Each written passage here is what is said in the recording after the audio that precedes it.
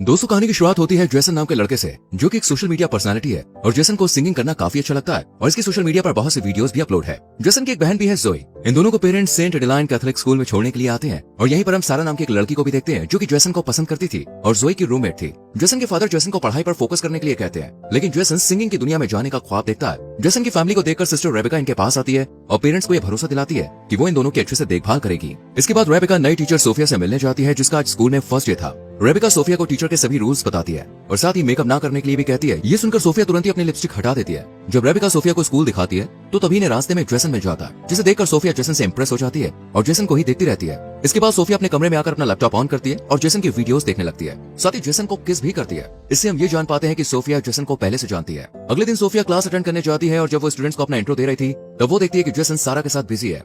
ये देखकर सोफिया गुस्से में सारा को जेसन से दूर बैठा देती है। कैथोलिक स्कूल में टीचर किसी भी स्टूडेंट के साथ ऐसा रूड बिहेव नहीं करती थी, इसलिए जोई को ये अजीब लगता है। शक तो जोई का तब और बढ़ जाता है जब सोफिया बिना प्रेयर के पढ़ाना शुरू कर देती है। ये देखकर जोई सोफिया को प्रेयर कराने के लिए कहती है, जिस पर सोफिया खुद प्रेयर करने के बजाय जोई से प्रेयर कराती है। लेकिन अब भी सोफिया प्रेयर नहीं करती। जब ये बात जोई जेसन को बताती है तो वो ज्यादा इस बात पर ध्यान नहीं देता, क्योंकि इस टाइम जेसन सारा को मैसेज कर रहा था। स्कूल के बाद सोफिया जेसन के पास आकर सारा के बारे में पूछने लगती है और जेसन बताता है कि हम सिर्फ दोस्त हैं। ये सुनकर सोफिया को बहुत अच्छा लगता है, लेकिन जब अगली सुबह सोफिया जेसन और सारा को किस करते हुए देखती है तो उसे बहुत गुस्सा आता है और सोफिया जेसन को क्लास में भेजकर सारा को डांटने लगती है। लेकिन सारा कहती है कि मेरे फादर स्कूल को फंड देते हैं, इसलिए तुम मुझे कुछ नहीं कह सकती। लेकिन सोफिया को तो इससे कोई फर्क ही नहीं पड़ता और क्लास खत्म होने के बाद सोफिया जेसन से बात भी करती है और कहती है कि तुमने मुझसे झूठ क्यों बोला कि सारा तुम्हारी गर्लफ्रेंड नहीं है। जेसन कोई जवाब नहीं देता। सोफिया जेसन को अपने चेंबर में मिलने के लिए बुलाती है और जब जेसन वहाँ पे आता है तो सोफिया अंदर बिना दरवाजा लॉक किए बॉडी को मॉइस्चराइज कर रही होती है। सोफिया को इन छोटे छोटे कपड़ों में देखकर कुछ देर के लिए जेसन होश खो बैठता है, लेकिन फिर यहाँ से चला जाता है और ये सब सोफिया ने जानबूझकर किया था। लेकिन जेसन के चले जाने से सोफिया को काफी बुरा लगता है। अगली सुबह जब सोफिया जेसन से पूछती है कि तुम मेरे चेंबर में क्यों नहीं आया, तो जेसन कहता है कि मैं भूल गया।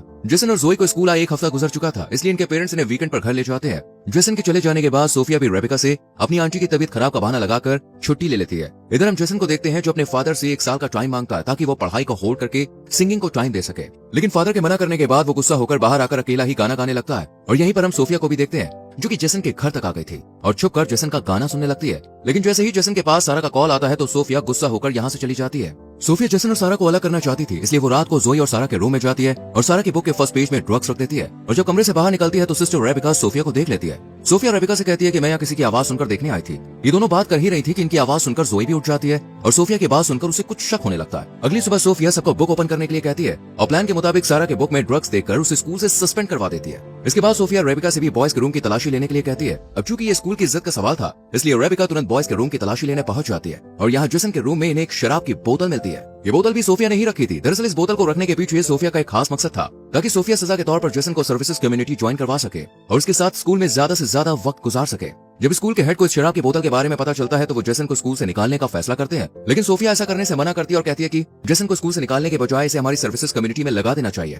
जेसन को सिस्टर्स का काम मिल जाता है। इसके बाद कहानी पास्ट में घूमती है, जहाँ पर हम सोफिया को देखते हैं जो सोशल मीडिया पर जेसन की वीडियोस देखकर उसकी फैन हो गई और फिर सोफिया रियल सिस्टर सोफिया से मिलने गई, जो कि जेसन के स्कूल में पढ़ाने आने वाली थी। लेकिन स्कूल आने से पहले सोफिया ने उसे मार दिया और उसके डॉक्यूमेंट्स बदलकर उसकी सिस्टर की यूनिफॉर्म पहनकर खुद सोफिया बनकर स्कूल पहुंच गई। और फिर कहानी प्रेजेंट में घूमती है, जहाँ जेसन स्कूल में काम कर रहा था। सोफिया भी इसकी हेल्प के बहाने से इसके पास चली आती है और यहाँ सोफिया जेसन का ध्यान अपनी तरफ खींचने के लिए शर्ट के बटन खोल लेती है। ये सब जोई भी देख रही होती है। इसी रात सोफिया खुद पर कंट्रोल नहीं कर पाती और जेसन के कमरे में चली जाती है और चुपके से मोबाइल रिकॉर्डिंग ऑन करके एक तरफ रख देती है। जेसन सोफिया को कमरे में देखकर हैरान रह जाता है और सोफिया जेसन के करीब आकर उसे किस करने लगती है। पहले तो जेसन इसे पाप बताकर मना करता है, लेकिन फिर वो भी सब भूलकर सोफिया के साथ इंटीमेट हो जाता है। अगली सुबह जेसन को अपनी गलती का एहसास होता है और वो चर्च में अपने पाप को फादर के सामने कन्फेस करने चाहता है, लेकिन यहाँ फादर की जगह सोफिया होती है, जो कि जेसन की गोद में आकर बैठ जाती है और जेसन को किस करती हुई उसके साथ इंटीमेट हो जाती है।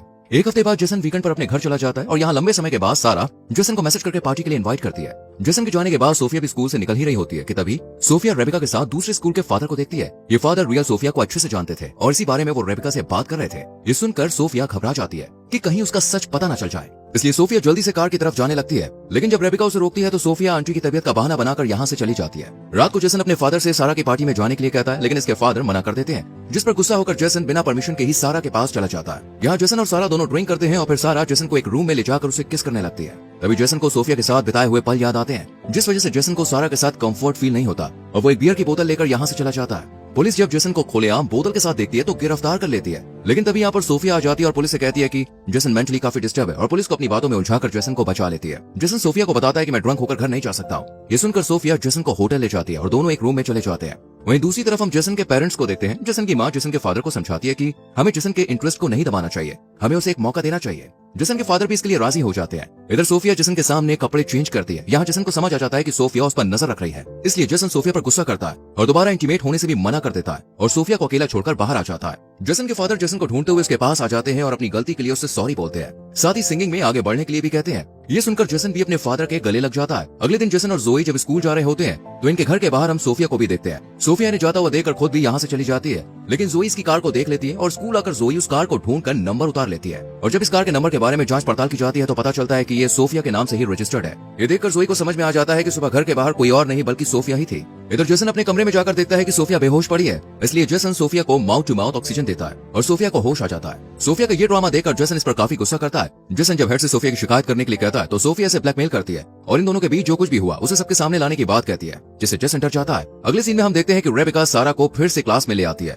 ये देखकर सोफिया रेबिका पर गुस्सा होती है, लेकिन रेबिका सोफिया को ही डांट कर यहाँ से चली जाती है। सारा के आ जाने से सोफिया अपना कंट्रोल खो देती है और नहाते वक्त सारा को बाथरूम में ही मार देती है और बाद में ऐसा प्रिटेंड करती है जैसे कि ये एक एक्सीडेंट था। इसके बाद सारा की बॉडी को पोस्टमार्टम के लिए भेज दिया जाता है। जोई को ये सब काफी अजीब लग रहा था। जेसन सोफिया के पास जाकर इस मौत के पीछे उसको दोषी ठहराता है, लेकिन सोफिया मना कर देती है और जेसन को ब्लैकमेल करती हुई उसे इंटीमेट वीडियो दिखाती है और कहती है कि तुमने सारा के लिए जुबान खोली तो मैं ये MMS लीक कर दूंगी। अगले दिन जेसन जोई अपने मॉम के साथ जब घर आते हैं तो सोफिया भी अपनी आंटी की डेथ का बहाना बनाकर स्कूल से निकल जाती है और रात में जब जेसन अपनी फैमिली के साथ बाहर डिनर पर जाता है तो सोफिया भी उन्हें ज्वाइन कर लेती है। इधर रेबिका को पता चल जाता है कि सोफिया की कोई आंटी नहीं है। वहीं जेसन भी जोई को सब सच बता देता है और फिर ये दोनों रियल सोफिया के बारे में पता करने की कोशिश करते हैं। इधर रेबिका सोफिया को बताती है कि मुझे सब पता चल गया, तुम असली सोफिया नहीं हो। इस सच को बताने के लिए रेबिका स्कूल के हेड के पास जा ही रही होती है कि सोफिया रेबिका के सर पर अटैक कर देती है। वहीं जेसन और जोई को सोफिया के कमरे से उसका लैपटॉप मिल जाता है जिसमें जेसन की वीडियोस फोटोज थी और ये सोफिया नहीं बल्कि लॉरा थी। ये लैपटॉप लेकर ये दोनों चर्च में रेबिका को सब सच बताने जाते हैं और तभी यहाँ सोफिया आ जाती है और हम सोफिया को देखकर समझ पाते हैं कि ये एक साइको है।